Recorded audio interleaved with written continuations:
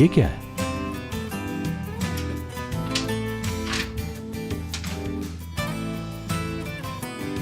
तुम अब कह रहे होगे कि ये क्या है?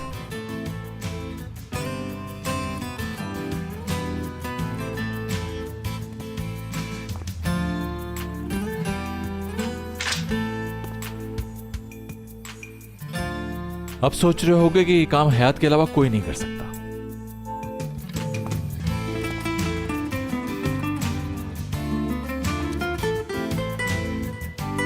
इतने सारे?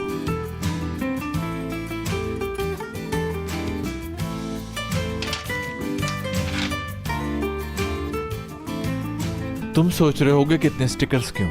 वो इसलिए कि आवाज गुम हो जाती है लेकिन लिखा हुआ नहीं मिटता।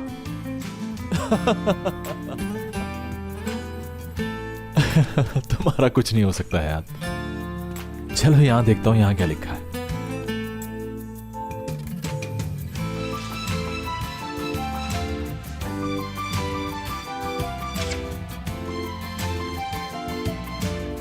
हंस लो अपनी आखिरी हंसी, क्योंकि मैं जा रही हूं हमेशा के लिए।